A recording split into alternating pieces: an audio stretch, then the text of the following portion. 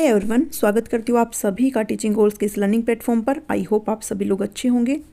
आपके HSSC TGT के कुछ एग्जाम्स हो चुके हैं और उसके अंदर आपको पता है सभी को भाई ईवीएस के अंदर आपसे ना फैक्चुअल चीज़ें पूछी गई हैं। करंट जो चीज़ें हैं आपकी उनसे क्वेश्चन आपसे पूछे गए हैं। तो जो क्वेश्चंस आपसे पूछे गए हैं, जो टॉपिक कवर किए गए हैं उनमें उन्हीं को मैंने यहाँ पर थोड़ा सा कवर करने की कोशिश करी है। एक कोशिश मैंने करी है कि आपको यहाँ पर अगर आगे क्वेश्चंस देखने को मिलते हैं यहाँ से या फिर अलग कुछ चीज़ें अगर देखने को मिलती है तो आप वहाँ से बना पाएंगे। मुझे एंड में बताना आपको मेरी कोशिश कैसे लगी। एनवायरमेंटल अवेयरनेस ईवीएस के कुछ टॉपिक है जो कि आपके लिए काफ़ी इंपॉर्टेंट रहने वाले हैं। जिनका भी 13-14 को एग्जाम है उनके लिए काफ़ी इंपॉर्टेंट ये रहने वाली है। आपसे चैंपियंस ऑफ अर्थ अवार्ड के बारे में क्वेश्चन आया था तो इसके बारे में कंप्लीट डिस्कस करेंगे। अर्थ डे के बारे में अच्छे से पढ़ेंगे, क्यों कब कैसे ये सारी चीज़ें होती हैं। और 10 फेमस एनवायरमेंटलिस्ट के बारे में बात करेंगे, नेशनली भी, अपने इंडिया के अंदर भी और इंटरनेशनली भी, सभी चीज़ों के बारे में बात करेंगे। तो आज का ये वीडियो आपके लिए काफ़ी इंपॉर्टेंट है। अच्छे से देखना, ध्यान से देखना इस चीज़ को और आपको काफ़ी हेल्पफुल मिलेगा ये सारी चीज़ें। और अगर आगे क्वेश्चन आते हैं तो आप यहाँ से क्वेश्चन बना पाएंगे। सबसे पहले बात करते हैं UNEP champions of the earth award 2023 के बारे में बात करेंगे। भाई कौन ये अवार्ड देता है, किन को ये मिलता है, क्या कुछ सारी चीज़ें होती हैं, इसके बारे में कंप्लीट डिटेल के साथ बात करेंगे।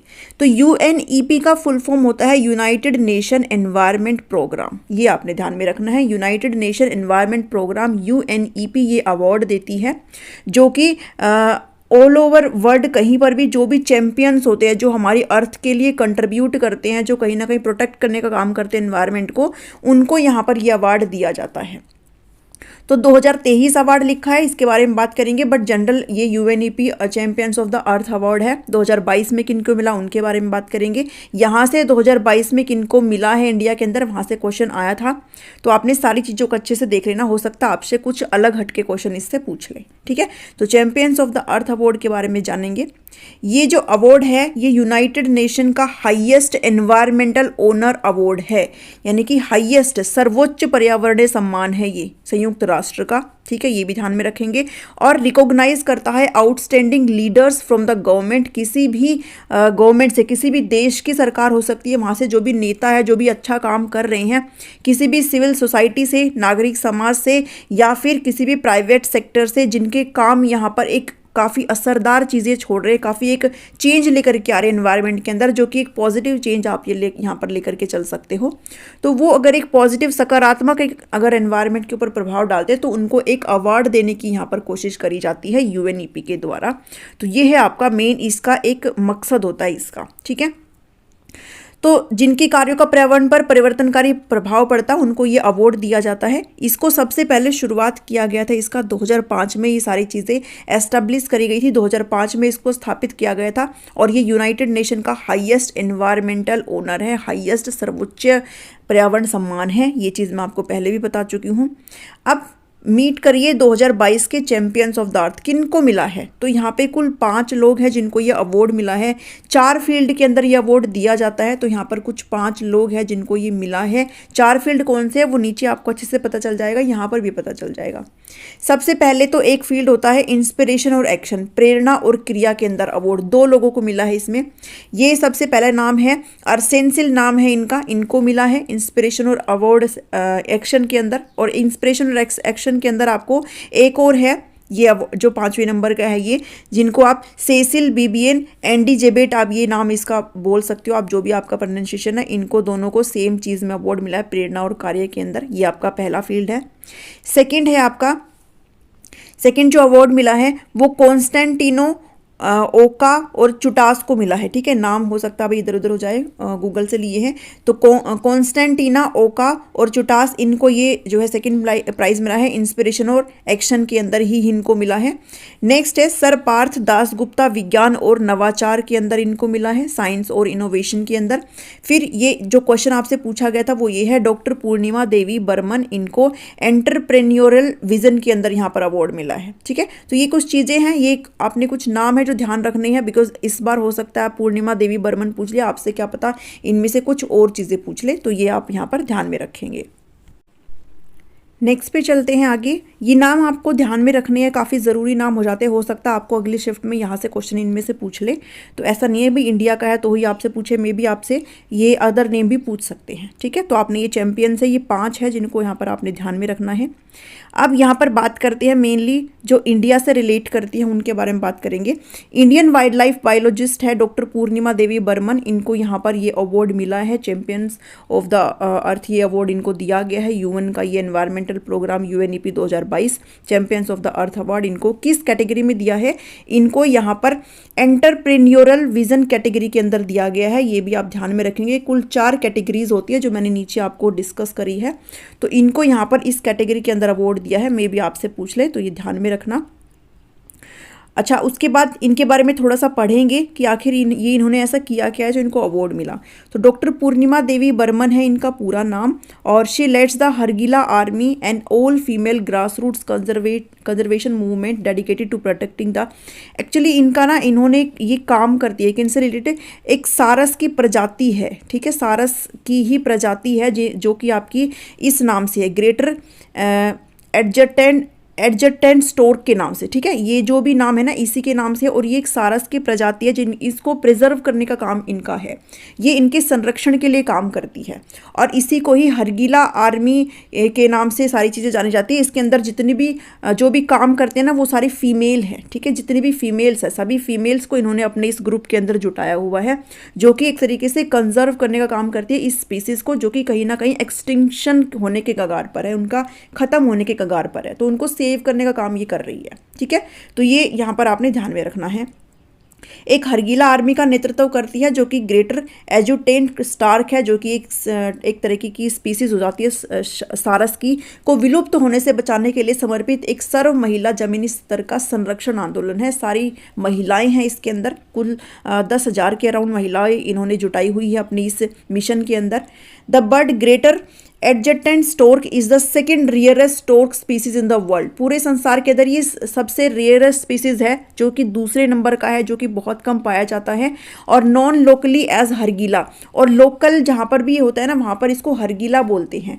हरगिला का मतलब होता है जो हड्डियों को भी निगल जाए, मीन्स बोन स्वेलर इसको बोलते हैं। हड्डी मतलब जो आम जो लोग होते हैं ना वहाँ पर जो भी लोकल लोग हैं वो इनको कहीं ना कहीं सही नहीं मानते हैं, इन स्पीसीज को इनको सही नहीं मानते। इसका नाम रखा हुआ है कि ये बोन स्वेलर होते हैं, हड्डियों को भी निगल जाते हैं, ठीक है। तो इसलिए इनको प्रिजर्व करने का काम कहीं ना कहीं यहाँ पर डॉक्टर बर्मन करती हैं। तो ये चीज़ें यहाँ पर एक today the Hargila army consist of over 10,000 women, यहाँ पर कितनी औरतें इन्होंने अभी तक जुटा ली अपनी इस हरगिला सेना में? 10,000 महिलाएं यहाँ पर शामिल हैं, जो कहीं ना कहीं अपनी तरीके से इंडिपेंडेंट भी है, ठीक है। यहाँ से वो सारी चीज़ें एक बिजनेस टाइप में भी चीज़ें करती हैं। दे प्रोटेक्ट नेस्टिंग साइट्स, जहाँ पर भी ये सारे घोंसले होते हैं उनको प्रोटेक्ट करने का काम करते हैं। भाई ये पक्षी होता है जो इनके घोंसले होते हैं ना उनको कोई ख़राब ना कर दे, उसको प्रोटेक्ट करने का काम ये सभी महिलाएं करती हैं। रिहैबिलिटेट इंजर्ड स्टोक्स, अगर कोई भी स्टोक गिर करके मान लीजिए अगर चोटिल हो जाते हैं तो उनको ठीक करती है, उनको उपचार देती है, जो कि अपने अगर नेस्ट से घोंसले से अगर गिर गए हैं तो उनको ठीक करने का काम करती हैं। And arrange baby showers to celebrate the arrival, और जैसे ही कोई नए जो पक्षी पैदा होते हैं, नए जो चूजे अगर निकलते हैं तो उनके लिए भी सेलिब्रेशन का काम किया जाता है। तो एक तरीके से पक्षियों को कंजर्व करने का काम जो है ये सारी हरगिला आर्मी यहाँ पर कर रही है, तो इसीलिए इनको ये अवार्ड दिया गया था।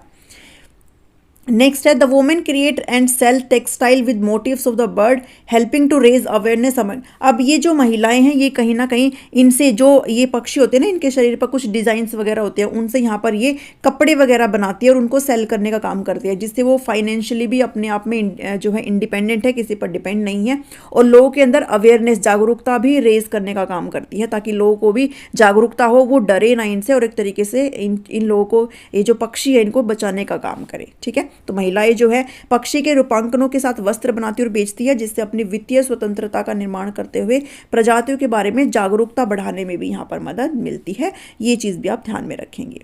उसके बाद जिनको ये अवार्ड मिलता है, लाइफ टाइम अपॉर्चुनिटी उनको मिल जाती है to be a part of plastic pollution solutions. भाई इस टाइम जो अभी 2023 का अवार्ड अभी दिया नहीं गया है, जो कि इस साल के एंड में दिया जाएगा। 2022 के इसलिए बात कर रहे हैं क्योंकि 2023 के दिए ही नहीं गए हैं। अभी नॉमिनेशंस मांगे हैं सभी से, भाई जो भी अवार्ड के लिए नॉमिनेशंस का मतलब क्या होता है, भाई जो नाम होते हैं उसके अंदर चूज करना पड़ता है। भाई फिर ये देखते हैं कि आप कितना, आप जो है सारी कैटेगरीज में फिल हो पा रहे हो कि नहीं पा रहे हो, आप एबल हो कि नहीं हो। ठीक है, तो अभी नॉमिनेशंस मांगे गए हैं 14 मार्च से और 14 अप्रैल तक नॉमिनेशंस आए हैं। जितने भी अवार्ड दिए जाने हैं तो सबने अपना अपना फॉर्म यहाँ पर फिल करा है। और साथ ही जो एंड ऑफ द ईयर है 2023, फिर वो जो है अनाउंसमेंट करी जाएगी कि किन को ये अवार्ड यहाँ पर दिया गया है। तो इस बार की जो बात करी गई है वो एक तरीके से प्लास्टिक पोल्यूशन मुद्दा रखा गया इस बार। ठीक है, प्लास्टिक पोल्यूशन भी हो सकता है आपसे एग्जाम में पूछ ले, तो इस बार जो एक तरीके से डीलिंग करी जा रही है वो प्लास्टिक पोल्यूशन की बात करी गई है इस बार जो अवार्ड दिया जा रहा है 2023 का। ठीक है, ये भी आप एक अलग से चीज़ ध्यान में रखेंगे। और जिनको ये अवार्ड मिलता है उनको एक अपॉर्चुनिटी मिल जाती है कि वो कंट्रीब्यूट कर सकते हैं यूएन सस्टेनेबल डेवलपमेंट गोल्स के लिए। भाई ये सस्टेनेबल डेवलपमेंट गोल्स मैंने आपको अच्छे से करवाया हुआ है, तो एक तरीके से वो चीज़ें बताई गई भी आप एक तरीके से अपनी भागीदारी यहाँ पर जो है कर सकते हो। उसके बाद हर साल यहाँ पर जो भी, अब ये नहीं है किसी पर्टिकुलर कोई, हर साल किसी भी इंडिविजुअल को दिया जा सकता है, किसी भी समूह को, ग्रुप्स को दिया जा सकता है, किसी भी संस्था को दिया जा सकता है, ऑर्गेनाइजेशंस को दिया जा सकता है जिन्होंने अपना आउटस्टैंडिंग कंट्रीब्यूशन दिया है, अपना एक अच्छा योगदान दिया है एनवायरनमेंट को प्रोटेक्ट करने के लिए और उसको रिस्टोर करने के लिए। और ये 4 कैटेगरीज में दिया जाता है ये अवार्ड, ये भी ध्यान में रखेंगे। 4 कैटेगरीज कौन कौन सी है, वो जो 4 कैटेगरीज है वो आपने यहाँ पर ध्यान में रखनी है। 4 श्रेणियों में दी जाता है, जिसके अंदर आपका पहला है पॉलिसी लीडरशिप, नीति नेतृत्व। 2018 के अंदर प्रधानमंत्री नरेंद्र मोदी को यह अवार्ड मिल चुका है नीति नेतृत्व के कैटेगरी के अंदर, ये भी थोड़ा सा ध्यान में रख लेना। इंस्पिरेशन और एक्शन के अंदर, प्रेरणा और कार्य के अंदर आपको ये जो है सेकंड कैटेगरी आ जाती है। और जो डॉक्टर बर्मन को मिला है वो आपका ये एंटरप्रेन्योरल विजन के अंदर मिला है, उद्यमशीलता दृष्टि के अंदर। साइंस और इनोवेशन इसका 4 कैटेगरी हो जाता है। तो ये कुल 4 कैटेगरीज है जिनके अंदर आपका ये champions of the earth award यहाँ पर आपको दिया जाता है। 2023 की अगर बात करें तो यूएनईपी का चैंपियंस ऑफ द अर्थ यहाँ पर innovation solution seeks innovation solutions actions and initiative working, मतलब प्लास्टिक बीट प्लास्टिक सॉल्यूशन, जो हम प्लास्टिक का इस्तेमाल करते हैं इसके क्या सॉल्यूशन है, ये एक मुद्दा बनाया गया है 2023 के अंदर। और यहाँ पर जो है एक तरीके से नामांकन मांगे गए हैं, जिनको भी अवार्ड देना है तो वो अपना अपना नामांकन उनसे मांगे गए हैं। 14 मार्च से 14 अप्रैल तक लोगों ने अपना फॉर्म फिलअप किया है और अवार्ड जो आपको एंड ऑफ द ईयर यहाँ पर दे दिया जाएगा इस साल के। नेक्स्ट पे बढ़ते हैं। नामांकन आपसे मांगे गए हैं, मैं आपको पहले ही बता चुकी हूँ। और पृथ्वी के चैंपियंस की घोषणा, भाई चैंपियंस ऑफ द अर्थ यानी कि पृथ्वी के चैंपियंस की घोषणा 2023 के अंत में की जाएगी। और एक चीज़ ये भी ऐड करा है कि 2018 में नरेंद्र मोदी को यह अवार्ड मिल चुका है लीडरशिप कैटेगरी के अंदर, नीति नेतृत्व के अंदर, ये भी आप ध्यान में रखेंगे। उसके बाद अर्थ डे के बारे में बात करनी है। अर्थ डे क्या होता है और how did it come about, मतलब क्या कैसे सारी चीज़ें हुई हैं वो अच्छे से बात करेंगे। 1969 में यूनेस्को कॉन्फ्रेंस हुई थी। पीस एक्टिविस्ट जॉन मैकोनल ने प्रपोज्ड किया कि एक दिन होना चाहिए है। भाई ये एक तरीके से कॉन्फ्रेंस हुई थी यूनेस्को की 1969 में। इसके अंदर एक शांति के एक कार्यकर्ता आप बोल सकते हो, पीस एक्टिविस्ट थे जिनका नाम जॉन मैकोनल था। उन्होंने कहा कि हमें एक दिन डिसाइड करना चाहिए ताकि हम जो अर्थ है और जो हमारे एक शांति का जो कॉन्सेप्ट है, शांति के जो अवधारणा है, उसका सम्मान करने के लिए हमें एक जो है दिन यहाँ पर डिसाइड करना चाहिए है। एक दिन का प्रस्ताव रखा था कि हमें एक ऐसा दिन चूज करें कि हम उस दिन ये सारी चीज़ें यहाँ पर सेलिब्रेट कर सकें। तो इसी के लिए यहाँ पर पहला जो अर्थ डे है उसको सेलिब्रेट किया गया 50 साल से भी पहले, अप्रैल 22 को 1970 को। ठीक है, जो पहला अर्थ डे सेलिब्रेट किया गया था वो 22 अप्रैल 1970 को किया गया था। ये दिन ध्यान में रख लेना, मे भी आपसे पूछ ले। ठीक है, और उसके बाद से लगातार हर साल 22 अप्रैल को अर्थ डे मनाया जाता है इसी के बाद से। ठीक है, हर साल 22 अप्रैल को मनता है, अभी जो है मन चुका है। ठीक है, और ये जो डेट है वो स्टक हो गई, मतलब इसी डेट पर हम लोग रुक गए और हम लोग सेलिब्रेट करने लगे अर्थ डे को 22 अप्रैल को हर साल, irrespective of the which day of the week it is fall. क्योंकि जो पहला अर्थ डे मनाया था उस दिन हमारा जो डे था वो वेडनेसडे था, बुधवार पड़ रहा था उस दिन। लेकिन फिर ये कहा गया कि हम 22 अप्रैल को ही मनाएंगे हर साल, फ़र्क नहीं पड़ता कौन सा दिन है, वेडनेसडे है, थर्सडे है, फ्राइडे है, सैटरडे है, संडे है, जो भी हो फ़र्क नहीं पड़ता, हम लोग 22 अप्रैल को ही अर्थ डे मनाएंगे। ये चीज़ बाद में बोली गई, तो फ़र्क नहीं पड़ता कौन सा वीक यहाँ पर फॉल कर रहा है। अब हम 22 अप्रैल को हमेशा क्या मनाते हैं, अर्थ डे मनाते हैं, ठीक है, पृथ्वी दिवस यहाँ पर मनाते हैं 22 अप्रैल को। और इस बार की थीम ध्यान में रख लेना, अर्थ डे 2023 की थीम ध्यान में रख लेना। जो थीम है वो है इन्वेस्ट इन आवर प्लेनेट, हमारे ग्रह के अंदर निवेश करो, हमारे ग्रह में निवेश करो, ये हमारा थीम है। इस थीम को ध्यान में रख सकते हो आप कि हमें भाई हम पैसे इन्वेस्ट करते हैं ना, तो वो पैसे इन्वेस्ट करते हैं तो वो कहीं ना कहीं हमें प्रॉफिट देते हैं। तो ये कह रहे हैं कि हमारे प्लेनेट के अंदर आप इन्वेस्ट करो, प्लेनेट आपको जो है देगा कहीं ना कहीं। भाई हम चीज़ों को इन्वेस्ट करते हैं तो हमें उल्टा रिटर्न में मिलता है, अगर हम अपने प्लेनेट के अंदर इन्वेस्ट करेंगे तो हमें वो भी रिटर्न में कुछ ना कुछ देगा, ठीक है। तो इन्वेस्ट करने की बात करेंगे, ये थीम है हमारी 2023 की। अब कुछ एनवायरमेंटलिस्ट के बारे में बात करेंगे, क्वेश्चन आए हुए हैं, मे बी आपसे फिर से क्वेश्चन पूछ ले अगली शिफ्ट में, तो तैयार हो जाओ इस चीज़ के लिए। नेशनली भी डील करेंगे और इंटरनेशनली भी कुछ एनवायरमेंटलिस्ट के बारे में बात करेंगे। आखिर होते क्या है एनवायरमेंटलिस्ट? ये वो होते हैं who is concerned about the environment and tries to protect it. ये वो लोग होते हैं जो हमारे एनवायरनमेंट के प्रति चिंतित होते हैं, जो हमारी चीज़ें डिग्रेड होने लग रही है, हम जो चीज़ों को ख़राब करते जा रहे हैं, जो पोल्यूशन होता जा रहा है, उनके बारे में चिंतित होते हैं। सिर्फ सोचते नहीं है बल्कि करने में बिलीव रखते हैं ये, ठीक है। सिर्फ सोचते नहीं है, हम तो सोचते रहते हैं अरे ऐसे होना चाहिए, ऐसे वे होना चाहिए, करते कुछ है नहीं, लेकिन ये लोग करते हैं। तो कंसर्न होते हैं एनवायरनमेंट के लिए, पर्यावरण के लिए एक तरीके से जो है और ट्राई करते हैं उसको प्रोटेक्ट करने का, उसको संभालने की कोशिश करते हैं। ये एनवायरमेंटलिज्म क्या होता है? एक मूवमेंट होता है टू प्रोटेक्ट। तो एनवायरमेंटलिज्म क्या होता है? हमारे एनवायरनमेंट को हम कैसे प्रोटेक्ट करते हैं, वो एक तरीके की मूवमेंट होती है, ठीक है। तो एक आंदोलन आप बोल सकते हो उसको, तो एनवायरमेंटलिस्ट होता है ये। अब कुछ फेमस एनवायरमेंटलिस्ट को पढ़ेंगे अराउंड द वर्ल्ड, यानी कि सिर्फ इंडिया के नहीं, इंडिया के भी बात करेंगे और अराउंड द वर्ल्ड भी पढ़ेंगे, बिकॉज आपसे क्वेश्चन पूछे जा रहे हैं, सिर्फ इंडिया तक ही नहीं, हरियाणा तक ही नहीं, और नेशनल इंटरनेशनल भी आपके पास क्वेश्चन आ रहे हैं, तो आपने ध्यान में रखना है। अब जो आप पहला देख रहे हो वांगरी मथाई, यहाँ से तो क्वेश्चन आपको पूछा ही गया है, वांगरी मथाई। अब थोड़ा सा डिटेल में भी पढ़ लेंगे थोड़ा सा, क्या पता भी आपको क्वेश्चन पूछ ले। तो वांगरी मथाई कौन है भाई? केन्या से आते हैं, ठीक है। आपसे शायद ऐसे मैचिंग ही पूछी गई थी शायद, अगर मैं गलत नहीं हूँ तो वांगरी मथाई तो पूछा गया था, ये तो मुझे पता है। कहाँ से आते हैं? ये केन्या से आते हैं, ठीक है। वाजे केन्या एनवायरमेंटलिस्ट, पॉलिटिशियन थे, ह्यूमैनिटेरियन थे, मानवतावादी थे, who founded the green belt movement. Green belt movement इन्होंने फाउंड किया था, ये भी आप ध्यान में रखेंगे, ठीक है, ग्रीन बेल्ट मूवमेंट। और साथ ही ये N environmental non profit that has planted over 51 million trees across Kenya. इन्होंने केन्या के अंदर 51 मिलियन पेड़ लगाए हैं भाई, बहुत बड़ी बात है ये, हमसे एक नहीं लगता, इन्होंने 51 मिलियन लगा दिए, मतलब 1 2 3 4 10 12 15 हज़ार भी नहीं, 51 मिलियन पेड़ लगा दिए, बहुत बड़ी बात है। एक जो पेड़ है वो कितना ज़्यादा CO2 एब्जॉर्ब करता है, और इन्होंने 51 मिलियन लगा दिए, मतलब इन्होंने तो हद ही थोड़ी सी कर दी। और इसीलिए इनका नाम थोड़ा सा काफ़ी इम्पोर्टेंट है, एग्जाम में पूछा जाता है। तो ये बहुत बड़ी बात है कि इन्होंने ये काम किया, 51 मिलियन पेड़ लगाए इन्होंने, तो ये ध्यान में रखेंगे आप, ठीक है। She was the first African women, अच्छा ये अब फीमेल है भाई, she was the first African women to receive the Nobel peace prize. ये एक पहली अफ्रीकी महिला थी जिनको नोबल शांति पुरस्कार मिला था 2004 के अंदर, ये भी ध्यान में रख लेना। सेकेंड नंबर पे आते हैं ग्रेटा थनबर्ग, जो कि स्वीडन से है। ग्रेटा थनबर्ग कौन है? एक स्वीडन से एक लड़की है ये। ग्रेटा थनबर्ग एक स्वीडिश टीनेजर है ये। एट जस्ट 16 ईयर, सिर्फ 16 साल की उम्र में बहुत ये फेमस हो गई है, एक रेस्पेक्टेड एनवायरमेंटलिस्ट बन चुकी है, एक पर्यावरणविद बन चुकी है। क्यों बन चुकी है? She has inspired millions of people to fight against climate change. जो वातावरण में बदलाव हो रहा है, जो क्लाइमेट के अंदर चेंज हो रहा है, वो अपनी स्पीच के थ्रू, अपने प्रोटेस्ट के थ्रू, अपने सोशल मीडिया कैंपेन के थ्रू इन्होंने बहुत सारे लोगों को जागरूक किया है कि भाई अभी संभल जाओ, चीज़ें बहुत बदल रही है। तो इन्होंने मिलियंस ऑफ पीपल को अपनी स्पीच से, अपने प्रोटेस्ट से, अपने सोशल मीडिया कैंपेन से क्या किया है? चेंज किया है, कहीं ना कहीं उनको इंस्पायर करने का काम इन्होंने किया है। तो ये इंपॉर्टेंट है, ये भी ध्यान में रखेंगे। तीसरे नंबर पर आते हैं डेविड एटनबरो। डेविड एटनबरो कौन है? एक ब्रिटिश ब्रॉडकास्टर है और नेचुरल हिस्टोरियन है।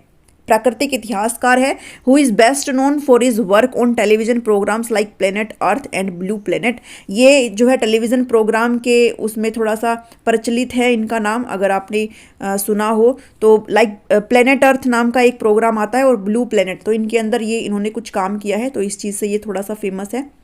His work has helped raise awareness, इन्होंने काफ़ी अवेयरनेस जो है इवॉल्व करी है, लोगों के अंदर अवेयरनेस लाई है, जागरूकता लाई है क्लाइमेट चेंज के बारे में, डिफोरेस्टेशन पेड़ों की कटाई के बारे में, और जो प्रजातियां खत्म हो रही हैं, एक्सटिंक्शन जिन प्रजातियों का हो रहा है, जो प्रजातियां विलुप्त हो गई हैं उनके बारे में एक मुद्दा बना करके अवेयरनेस जो है जागरूक करने की कोशिश करी है लोगों के अंदर, तो ये भी आप ध्यान में रखेंगे। 4th नंबर पर है जेने गुडोल। जेने गुडोल क्या है, एक ब्रिटिश प्राइमेटोलॉजिस्ट है और एंथ्रोपोलॉजिस्ट है, best known for our work with chimpanzees in Tanzania. इन्होंने किस पर काम किया है, जो चिंपैंजीज होते हैं उन पर इन्होंने काम करा है। तो आपसे मे भी पूछ ले भाई किस पे काम किया है ना, ये भी पूछ सकते हैं, तो आपने थोड़ा ढंग से पढ़ लेना है, ध्यान से पढ़ लेना है चीज़ों को, फैक्चुअल चीज़ें थोड़ी पढ़नी ही पड़ेगी आपको, इसमें कुछ समझाने का ऐसा है नहीं।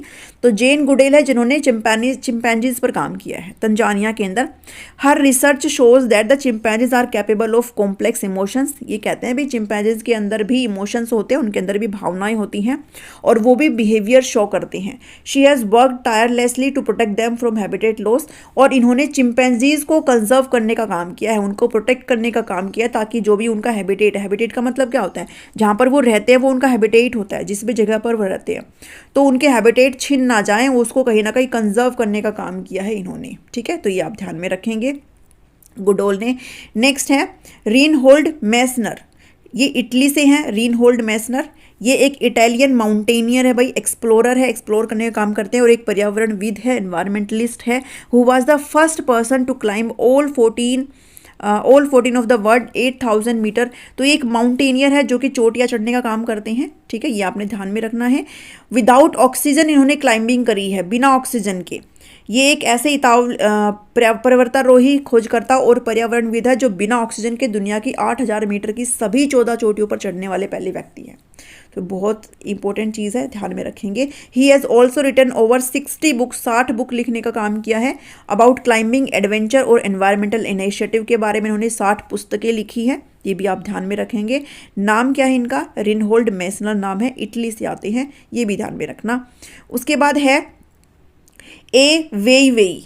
ए वेईवेई है चाइना से, नाम देख लेना, ए वेईवेई है, चाइना से है, चाइनीज आर्टिस्ट है ये, and activist who often use his work to comment on political issue like human rights abuse and censorship. एक तरीके से आर्टिस्ट है ये, कलाकार है और एक कार्यकर्ता है जो कहीं ना कहीं जो पॉलिटिकल इश्यूज़ है, राजनीतिक जो मुद्दे हैं उनके ऊपर कमेंट करते हैं, उनके ऊपर काम करते हैं।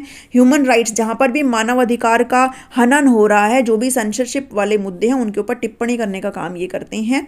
तो ये चाइना से आते हैं, ये भी ध्यान में रखना। He has been outspoken about environmental issue in China, इन्होंने चीन के ऊपर जो भी पर्यावरण के मुद्दे हो सकते हैं, जो भी डेंजरस सिचुएशन, उनके बारे में बोलने का काम किया है, और as well as air pollution के बारे में भी चीज़ें उठाई है, इलीगल लैंड सीजर के बारे में, अवैध भूमि जब्ती के बारे में भी बात करी है इन्होंने। तो ये चाइना से हैं, इनका ये नाम ध्यान में रख लेना। 7वें नंबर पर आते हैं यूनाइटेड स्टेट से सिल्विया अर्ले। सिल्विया अर्ले नाम है इनका, सिल्विया अर्ल बोल सकते हो आप, ठीक है, सिल्विया अर्ल है, एक सेकेंड, सिल्विया अर्ल। एक ये कौन है, अमेरिकन ओशियनोग्राफर है, अमेरिकी समुद्री विज्ञानी है, एंड मरीन बायोलॉजिस्ट है, who has also spent her career studying and protecting the world ocean. भाई यहाँ पर नाम ही देख सकते हो आप, ओशियनोग्राफर है और मरीन है। मरीन का मतलब एक्वेटिक होता है, और एक्वेटिक के अंदर प्लांट्स, एनिमल्स जो कुछ भी आ जाते हैं उनको स्टडी करने का काम ये करते हैं, और स्टडी करते हैं तो उनको प्रोटेक्ट करने का काम भी करते हैं। ठीक है, तो बेसिकली पानी से रिलेटेड है सारी चीज़ें, तो ये ध्यान में रख लेना। समुद्री जीव विज्ञानी है ये, समुद्र के अंदर जो भी सारी चीज़ें होती हैं उनके बारे में कंजर्वेशन का काम करते हैं, उनको प्रोटेक्ट करने का काम करते हैं। She was the first women to walk solo at the bottom of the sea, सबसे पहली महिला थी ये जो कि सोलो चली थी बॉटम ऑफ द सी के अंदर, समुद्र के तल पर अकेले चलने वाली पहली महिला थी, और समुद्र संरक्षण के महत्व के बारे में भी अवेयरनेस यहाँ पर लाती है लोगों के अंदर कि भाई हमें सिर्फ अर्थ पर जो है, सिर्फ लैंड पर ही काम नहीं करना है, बल्कि पानी के अंदर भी जितनी चीज़ें उनको भी बचाने का काम करती हैं, करना चाहिए। उसके बाद है क्रिस्टीना है, मैक्सिको से है, क्रिस्टीना मिटरमेयर है मैक्सिको से। Is an Mexican photographer, writer और फिल्म मेकर है who specialises in documenting the beauty of nature. ये कहीं ना कहीं डॉक्यूमेंट्री बनाने का काम करती है नेचर की ब्यूटी के ऊपर। फोटोग्राफर है, राइटर है, फिल्म मेकर है, तो ऑब्वियसली बात है ये चीज़ें करती होंगी। And highlighting the importance of conservation, और कहीं ना कहीं कंजर्वेशन की जो इम्पोर्टेंट है उसको, संरक्षण के महत्व पर प्रकाश डालने का काम करती हैं ये। She is the cofounder of the sea legacy, an organisation that works to protect ocean through education and advocacy. तो ये भी कहीं ना कहीं ओशियन के बारे में बात करती है। सी लेगेसी की सह संस्थापक है और शिक्षा और वकालत के माध्यम से महासागरों की रक्षा के लिए काम करती हैं। ये भी आप ध्यान में रख लेना, ठीक है। उसके बाद जैक हैना है, यूनाइटेड स्टेट से। Jack Hanna is an American zookeeper है भाई, ये अमेरिकन जू कीपर है who rose to fame for his appearance on television shows like good morning America and the late show with David Letterman. इन्होंने इन shows के अंदर काम किया है और जू कीपर है ये, जहाँ पर एनिमल्स वगैरह प्रिजर्व करके रखे जाते हैं, वहाँ पर ये एक जू कीपर है जहाँ पर इनको फेम मिला जब इन्होंने टीवीज़ वगैरह में इन सारी चीज़ों में काम किया। ये भी ध्यान में रख लेना थोड़ा सा। He now serves as a director Emeritus of the Columbus Zoo and Aquarium in Ohio, which he helped turn into one of the most successful zoos in the country। ये जो है सारी चीज़ें यहाँ पर इन्होंने, जो भी ओहियो में कोलंबस चिड़ियाघर है और एक्वेरियम के निदेशक के रूप में कार्य करते हैं, और जिससे उन्होंने देश के सबसे सफल चिड़ियाघरों में से एक बदलने में इनको मदद करी है। भाई अगर चिड़ियाघर में बदलने की मदद करी है तो एनिमल्स यहाँ पर कहीं ना कहीं सही रूप से कंजर्व है, प्रिजर्व्ड है, ठीक है। तो ये चीज़ इनके बारे में ध्यान में रख लेना। उसके बाद एक्वाडोर से है 10 नंबर पर योलांडा काकाबर्डसे। योलांडा काकाबर्डसे, ठीक है, जो भी नाम है। तो योलांडा काकाबर्डसे एक एक्वेडोरियन कंजर्वेशनिस्ट है who served as a president of WWF international. 2010 से 2017 तक ये प्रेसिडेंट रहे हैं, WWF अंतर्राष्ट्रीय की ये प्रेसिडेंट रहे हैं। और ये कहाँ से आते हैं? एक्वाडोर से आते हैं। आगे है इनके बारे में, एक संरक्षणवादी है जिन्होंने 2017 तक WWF इंटरनेशनल के अध्यक्ष के रूप में काम किया। और during her time at WWF she work tirelessly to protect endangered species. वो स्पीसीज, वो प्रजातियां जो खत्म होने के कगार पर है, जो इंडेंजर्ड में है, मतलब विलुप्त नहीं हुई है बट होने वाली है, उनको प्रोटेक्ट करने का काम किया इन्होंने। बिना थके उनके बारे में चीज़ें करने की कोशिश करी है। And ecosystem around the world through public policy initiative and partnership with government and businesses like. इन्होंने जितने भी स्पीसीज जो खत्म होने के कगार पर हैं उनके बारे में यहाँ पर चीज़ों को ठीक करने का काम किया, उनके बारे में अवेयरनेस लोगों के अंदर लाने की चीज़ें करी है इन्होंने। तो ये कुछ 10 थे इंटरनेशनली अराउंड द वर्ल्ड जिनको आपने ध्यान में रख लेना, नाम ध्यान रख लेना। और बेसिकली बस ये चीज़ थोड़ा सा ध्यान में रखना, कहाँ से आते हैं और किसके बारे में काम करते हैं, ये चीज़ 3-4 चीज़ है तो ध्यान में रख लेना। उसके बाद भारत के 10 प्रसिद्ध पर्यावरणविद है, इनको आपने सही से कर लेना है। सबसे पहले है सुंदरलाल बहुगुणा। इनका जन्म 9 जनवरी 1927 को टिहरी उत्तराखंड ब्रिटिश भारत के पास हुआ था और एक भारतीय पर्यावरणविद और चिपको आंदोलन के नेता हैं। ये ध्यान में रख लेना, सुंदरलाल बहुगुणा चिपको आंदोलन के नेता है। इन्होंने हिमालय में वनों के संरक्षण के लिए संघर्ष किया था। 1970 में इन्होंने पहले चिपको आंदोलन के सदस्य के रूप में लड़ाई लड़ी और बाद में 1980 के दशक से 2004 के प्रारंभ तक टिहरी बांध विरोधी आंदोलन का नेतृत्व किया। ये एक फैक्चुअल चीज़ें हैं, आपको थोड़ा सा देखना पड़ेगा। हम कह सकते हैं कि मैं भारत के शुरुआती जो फेमस एनवायरमेंटलिस्ट हैं उनमें से एक है ये, शुरुआती इनिशियल जो एनवायरमेंटलिस्ट रहे हैं, जो पहले रहे हैं, उनमें से ये एक है। सुंदरलाल बहुगुणा चिपको आंदोलन के नेता थे, ये चीज़ ध्यान में रख लेना। नेक्स्ट है सेकंड नंबर पर, 2-3 बार पढ़ेंगे आप याद हो जाएगा। और ये पूरी PDF आपको टेलीग्राम चैनल पर मिल जाएगी, डोंट वरी, ठीक है। पूरी PDF आपको टीचिंग गोल्स टेलीग्राम चैनल है, वहाँ पर आपको पूरी PDF में डाल दूंगी। मैं क्या करूँगी इसका, ठीक है, मैं वहाँ पर डाल दूंगी तो आप वहाँ पर रीड भी कर सकते हो। सलीम अली या सलीम मोइजुद्दीन अब्दुल अली, ये नाम है, ध्यान में रख लेना। उनका जन्म 12 नवंबर 1996 को बॉम्बे प्रेसिडेंसी ब्रिटिश भारत में हुआ। इन्हें भारत के बर्डमैन के रूप में जाना जाता है, ठीक है, ये ध्यान में रख लेना भाई। भारत के बर्डमैन कौन है? ट्री मैन भी है एक, भारत के बर्डमैन के रूप में जाना जाता है। वह एक भारतीय पक्षी विज्ञानी और प्रकृतिवादी थे। वह पहले भारतीय भी थे जिन्होंने पूरे भारत में व्यवस्थित पक्षी सर्वेक्षण किए और विभिन्न पक्षी पुस्तकें लिखी। इन्होंने बर्ड से रिलेटेड सारे काम करे हैं, इसलिए इनको बर्डमैन बोला जाता है। जिन्होंने भारत में पक्षी विज्ञान को लोकप्रिय बनाया। इन्होंने भरतपुर पक्षी अभयारण्य, केवलादेव राष्ट्रीय उद्यान है जो बनाने में महत्वपूर्ण भूमिका निभाई, इस चीज़ को ध्यान में रख लेना। 1976 में उन्हें पद्म विभूषण और 1958 में पद्म भूषण से सम्मानित किया गया था। ये एक प्रमुख संरक्षण वैज्ञानिक थे, ये भी ध्यान में रखिएगा। थोड़ा सा फैक्चुअल चीज़ें आपको याद करनी पड़ेगी, 3-4 बार करेंगे हो जाएगा। थर्ड नंबर पर आते हैं एसपी गोदरेज या फिर सोहराब फिरोज शाह गोदरेज इनका नाम है। इनका जन्म 3 जून 1912 को। जन्म वगैरह तो फिर भी चल जाएगा, बट इन्होंने क्या काम किया है, किस वजह से फेमस है, कहाँ से आते हैं, ये थोड़ा सा ध्यान में रख लेना। बॉम्बे प्रेसिडेंसी में ब्रिटिश भारत में हुआ। लोकप्रिय रूप से उन्हें सोली के नाम से जाना जाता है। वह एक भारतीय व्यवसायी, उद्यमी, पर्यावरणविद, परोपकारी और गोदरेज ग्रुप ऑफ इंडस्ट्रीज के अध्यक्ष थे। वे world wide fund for nature India के अध्यक्ष एमेरिटस के रूप में प्रकृति, वन्य जीवन और पर्यावरण के संरक्षण के लिए प्रतिबद्ध, मतलब कई ऑर्गेनाइजेशन से जुड़े हुए थे जो कि कहीं ना कहीं प्रिजर्व करने का काम करते हैं एनवायरनमेंट को, तो ये ध्यान में रखिएगा। 4th नंबर पर आते हैं MS स्वामीनाथन या मोनकोम्बू संबाशिवन स्वामीनाथन। तो ये साउथ के लग रहे हैं, यहाँ से इनको ध्यान में रख लेना। साउथ से है, तमिलनाडु से आते हैं, भारत से तमिलनाडु से आते हैं। 7 अगस्त 1925 को इनका जन्म हुआ है। कृषि वैज्ञानिक है, पादप अनुवांशिकीविद है, भारतीय कृषि वैज्ञानिक है, प्रशासक है और मानवतावादी है, ह्यूमनिस्टिक है ये। वह भारत की हरित क्रांति में अपनी अग्रणी भूमिका ले जाने जाते हैं। हरित क्रांति को ध्यान में रख लेना, ठीक है। हरित क्रांति से कौन रिलेट करते हैं। और यह एक ऐसा कार्यक्रम है जिसमें कि के तहत गरीब किसानों के खेतों में गेहूं और चावल की उच्च उपज वाली किस्मों को लगाया जाता है। तो थोड़ा सा फैक्चुअल चीज़ें हैं, ध्यान में रख लेना, पढ़ लेना। टेलीग्राम पर PDF मिल जाएगी, खोल करके आप पढ़ सकते हो। राजेंद्र सिंह आ जाते हैं फिर 5वें नंबर पर।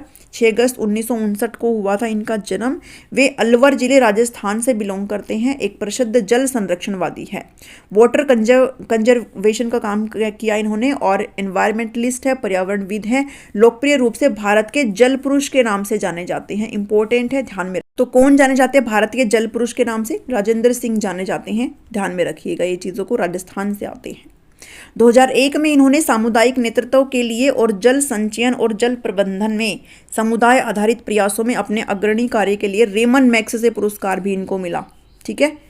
रेमन मैक्स से पुरस्कार इनको मिला और इनको क्या बोला जाता है, जल भारत के जल पुरुष के रूप में राजेंद्र सिंह को भारत के जल पुरुष के रूप में जाना जाता है और रेमन मैक्स से पुरस्कार भी इनको मिला है। 6 नंबर पर आते हैं जादव पायेंग।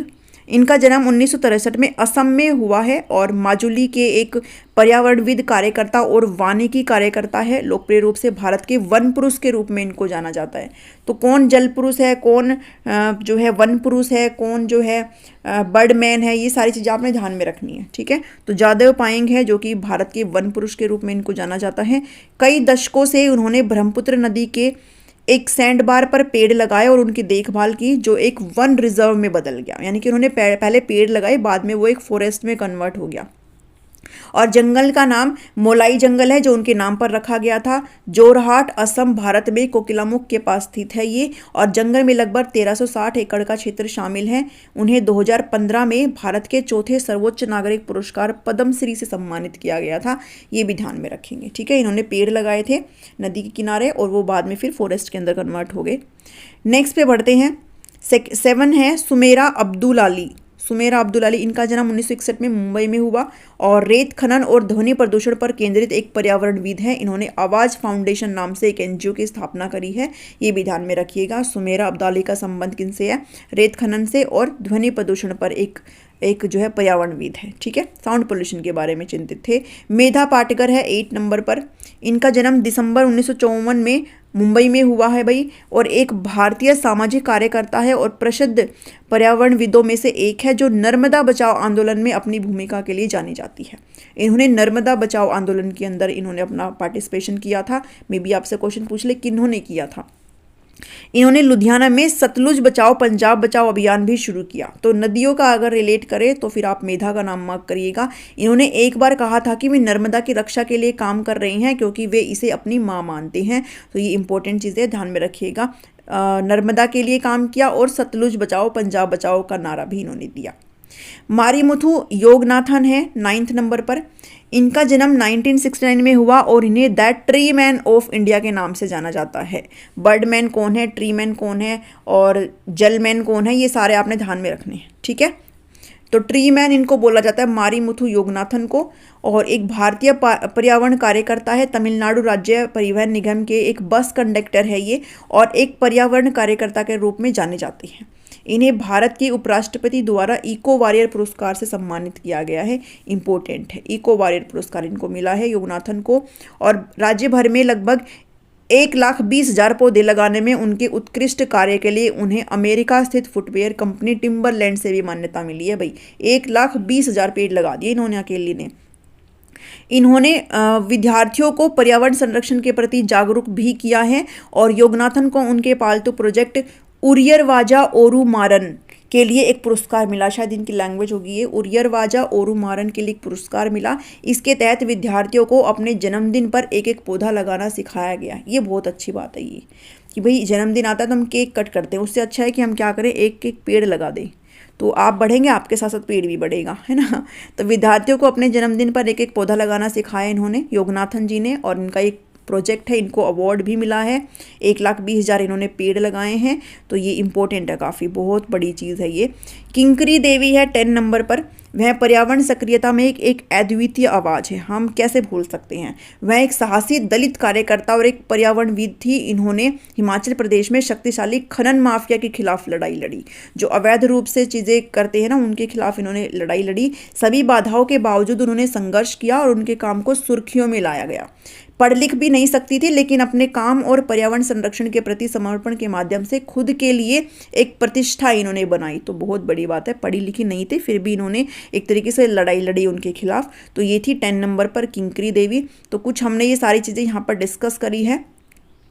सो आज की इस वीडियो में इतना ही है। हम लोगों ने अवार्ड से रिलेटेड बात करी, champions of the earth award के बारे में बात करी, अर्थ डे कब क्यों कैसे मनाया जाता है इसके बारे में बात करी, और जो भी इन्वायरमेंटलिस्ट हैं, जो भी पर्यावरणविद है नेशनली और इंटरनेशनली, उनके बारे में बात करी। ये काफ़ी इंपॉर्टेंट है, मे बी आपको अगली शिफ्ट में क्वेश्चन देखने को मिले। कैसा लगा आपको सेशन, कैसा लगा मेरा ये इफर्ट्स आपके लिए, ज़रूर बताना मुझे कमेंट करके। ये पूरी PDF आपको टीचिंग गोल्स टेलीग्राम चैनल पर मिल जाएगी। हर वीडियो के डिस्क्रिप्शन में लिंक होता है टेलीग्राम का, आप डायरेक्टली जाकर के इसको वहाँ ओपन करके आराम से पढ़ सकते हो।